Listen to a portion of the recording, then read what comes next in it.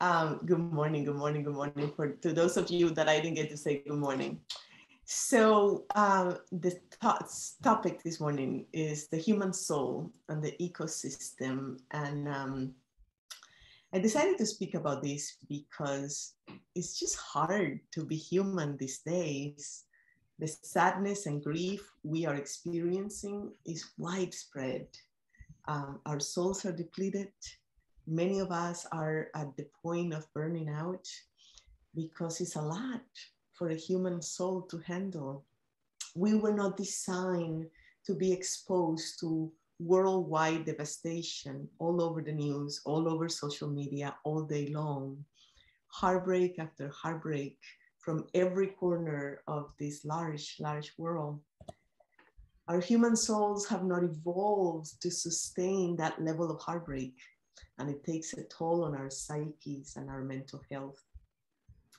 But even before the pandemic and all the heartbreaking experiences of the last couple of years, the epidemic of anxiety and depression in our Western society had already made us realize that our souls had been withering for a while. That is because we live in a culture that does not provide the basic psychological needs of human beings.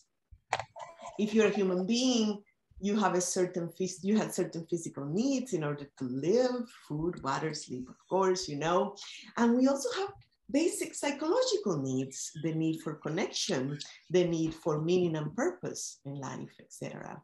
And so many of us have been feeling grief, like we have lost something, like there was a sacred disconnect somewhere along the way.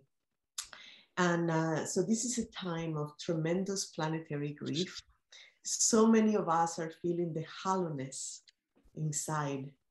So this is why I want to introduce you to the 5 gates of grief from the work of Francis Weller, because I feel we need to educate ourselves on the ways of grief. And we also need to learn the language of ritual that allow us to process that grief. I'm talking from personal experiences. I was experiencing so much grief that I didn't understand, and this led me on a journey to try to understand the depth of grief that I was feeling and the depth of grief that I was seeing in the people around me. So according to Weller, there are 5 gates of grief that we human beings pass through, kind of like an initiation. The first gate of grief, he calls everything we love, we will lose. And I wonder if we can mute ourselves. There is somebody unmuted. I hear some noises in the background. Thank you so much. Just so I can just make sure I'm paying attention to. So the first gate of grief, according to Weller, is everything we love, we will lose. This is the most understood form of grief, the main gate we pass when we lose something or someone we deeply love. But there are other forms of grief that are less understood. The second gate of grief is, he calls, the places that have not known love within us, the places that have not known love. This is the grief for the parts of ourselves that were cut off through our socialization or domestication during the process of being shaped by the adults in our lives. Francis Weller says that during that insidious process of carving up the self to fit into the world of adults, we become convinced that our joy, sadness, needs, sensuality, and so forth are the cause of our unacceptability. And so we banish these things and they become our outcast siblings. And so we grieve these losses at our core, although quite often we don't realize that this is part of what we're actually grieving. And so this is why soul education matters and why grief education matters. The third gate is the sorrows of the world. We grieve because of the pain and separation in our communities and because of the pain and disconnect in our world. The human biologist Paul Shepard One said that the grief and sense of loss that we often interpret as a failure in our personality is actually a feeling of emptiness where a beautiful and strange otherness should have been encountered. The grief and sense of loss that we often interpret as a failure in our personality is actually a feeling of emptiness where a beautiful and strange otherness should have been encountered. The fourth gate is what we expected and did not receive. This one is hard to identify, but is ever present in our lives. As humans, we were designed for closeness and intimacy. We were designed to feel love and belonging and security. And so we go through life feeling a fundamental lack. And we are often ashamed of this, thinking it's a personal failure, but it's not. We want to feel loved and accepted because we were designed to feel loved and accepted. It is not our fault that we were born in a society or in a family that did not provide that for us. But it doesn't matter, but it doesn't mean that we can't grieve what we never had. It doesn't mean that we will never get those things. And it doesn't mean that we can't create the social conditions for others to experience that in the future. The fifth grade is ancestral grief. This is the grief we carry in our bodies, says Weller, from sorrows experienced by our ancestors. Much of this grief lingers in a layer of silence or unacknowledged. So that's just a quick introduction to the 5 gates of grief, because as I mentioned before, grief work is sacred work. It is the work that ripe human beings are asked to do. It's an initiation of sorts to a different stage in our humanity, but it's hard work. That's why we need support to do our grief work. And that's why we need rituals that provide containers for it. Almost every indigenous culture around the world has used rituals to keep us healthy, to help us endure, to stay resilient, to calm our nervous system. Rituals are intentional practice that put us face to face with what truly matters so that we don't lose touch with it. In working with grief, we have found, some of us have found that rituals provide 2 things. One is containment, and the other one is release. A container is a space that holds our grief in the same way that a riverbank provides a container to keep the flood of the water from spilling all over the rest of the land. The ritual provides a container where the waters of our grief can flow safely without taking over our entire lives. A container can be a weekly session with a therapist or a weekly conversation with a dear friend, because as you said, friendship doubles our joy and divides our grief. Or a grief support groups also works. Because when our grief is held by others in such a container, we're able to release it. In that embrace of community, we begin to lighten the heaviness of grief. However, when community is absent from our lives and we lack those containers, we become the containers of grief for ourselves, which is dangerous. Grief with its heaviness can weigh us down. Grief with the sheer force of its raging waters can take over the landscape of our lives. And so rituals become essential. Both communal rituals and personal rituals are essential for our health and the health of our communities. But our Western societies have forgotten the language of rituals, and we're now having to relearn that language. Rituals speak to a part of the brain that words alone do not reach. The language of rituals is understood in the deepest layer of our humanity. We were designed like that. Our human brains are also wired to remember what we do often. The first time we practice something, the brain immediately creates new neural pathways. And the more we practice that, the deeper the neural pathways gets. Like the first time you go sledding down the hill in the morning after a snowstorm, at first there's no pathways, and then you make a new path on the fresh snow. And the more you go down that path, the deeper the path becomes. That's neuroplasticity, one of the ways that is explained It's like the brain creates a map of the experience for us to access at a different time. And so a ritual that our brain can return to almost automatically when we are overwhelmed with the raging waters of grief can be like an island, like a little refuge where we feel protected. It's an important place of respite. I also recently have been reading the book Civilized to Death, What Was Lost on the Way to Modernity. Civilized to Death, What Was Lost on the Way to Modernity, which basic premise is that our modern lives are making us miserable. And there has been a decline in our quality of life as a result of what we call civilization or progress.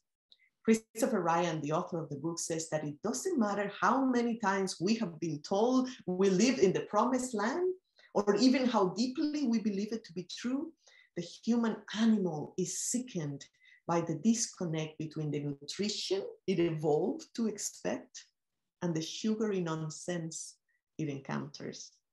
The human animal is sickened by the disconnect between the nutrition it evolved to expect and the sugary nonsense it encounters. So much of what we call progress turns out is not nourishing to our souls, and it is not sustainable for our nervous systems or for our ecosystems. And I want to invite you now for a minute to think about our ecosystems in a general sense, but also in a metaphorical way for just a minute. I want to invite you to think about the ecosystems that support your individual life. Think about yourself as a tree, and then think about all the things that give life to that tree. As a human being, in order to live, as I said, we have our physical needs, we have our psychological needs, we have our spiritual needs. This is all the things we need for our tree, for our soul to thrive. So I like to think, and I want to invite you to do this, to recognize the ecosystem that supports your life. Like you can say, this big root right here coming into my tree, into my life, is my job. This puts food on the table. I need food to live. And this cluster of roots right here, this is the love and the support from my family and my friends and my community. And this right here, maybe up here, which you can see, is the wind, is the air that I need to breathe. The wind, the air I breathe is part of my ecosystem. And I can also see how these branches right here are feeling a little run down, like I'm withering in this area of my life. And that is because my spiritual needs are not being met. Spirit is like water to the leaves of my tree. And maybe I'm not getting enough rain here. And so once we realize that, then we know that we need to move closer to spirit. So it's just an example, it's just an invitation to look at our lives as an ecosystem, right? The things around us that is the ecosystem that support our life. So I invite you to write them down, to say thank you to the people and the places and the air and the food and the plants that support your life. And as you continue to be intentional about this practice, we find areas that are longing for sun and water and nourishment, and then we can tend to them. Our current systems have not valued enough the human soul, and we are paying a high price for this. It is only when we are healthy and nourished that we can play our role in the ecosystem, giving life, giving of our life to support the life of others in our environments. It's hard to be human these days, but let us heal. Healing is possible. Let us do what we can in our communities, in our ecosystems, literally. We can plant trees, we can take care of the pollinators, we can do creek cleanups, we can teach, educate, savor, rest, enjoy, give thanks, love on our people, love on the land and its creatures, letting them love us. Let's keep going. Let's keep being human. Sometimes we close up because the pain is so much we close up. but let us stay open and be human and be nourished. Let us pay attention. Pay attention to the whole, to the beauty and the terror. It is hard to be human these days, but it requires us to be brave. And we also need to celebrate, because it's not sustainable, some of the ways in which we live. We need to celebrate that we are here, celebrate that we're together. And we need to keep loving. Sometimes when I get so overwhelmed, I close my heart. But it's only by keep loving on this beautiful earth and these beautiful creatures and the beautiful people around me, that I stay healthy and whole. Being in relationship with it all, with the spirits of the plants, with the spirit of the earth, and with the one above that makes all of this possible, the sun. I am a sun worshiper. I live in Michigan. I have become a sun worshiper.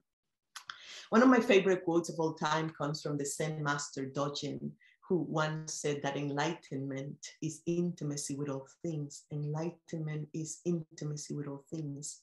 And that has always resonated deeply with me. At the core of my being, I recognize that as true. I used to think that enlightenment was something that happened up here inside my head. I'm very heady. But now I believe that for me, it comes with being intimate with all things. The speed of modern life makes this kind of intimacy near impossible, but it is not impossible. More and more of us are choosing this drastic shift in direction. The colonial patriarchal path that brought us here, if we continue to follow that path leads to planetary destruction. But on this other way is the path of intimacy. This path is so much more sustainable, the path of love. Intimacy with our souls, with the messages encoded in our DNA. Many of us are unhappy because we know that these ways of being are inhumane. They are killing our humanity, and we must not lose our humanity. I am talking about intimacy with our another. We are so distant physically, emotionally, spiritually. We long to be close to other humans in every sense of the word. So I'm interested in creating containers such as this, where we can come together and get more intimate into who we are and what our griefs are. So intimacy with the land that supports our life, intimacy with the light of the sun throughout the day, intimacy with our feelings, with our grief. What we call civilization has brought us many good things, but intimacy, relationship, collaboration were not some of those things. In my opinion, the way forward is much more intimate at a much smaller scale, all the way down to the fractal, to the small. And personally, I'm asking myself, how am I being loved at a cellular level? How am I intentional about cultivating an ecosystem of love inside of myself that supports my own life and around myself, right? Creating an ecosystem that sustains the love that I have inside, that protects it with healthy boundaries.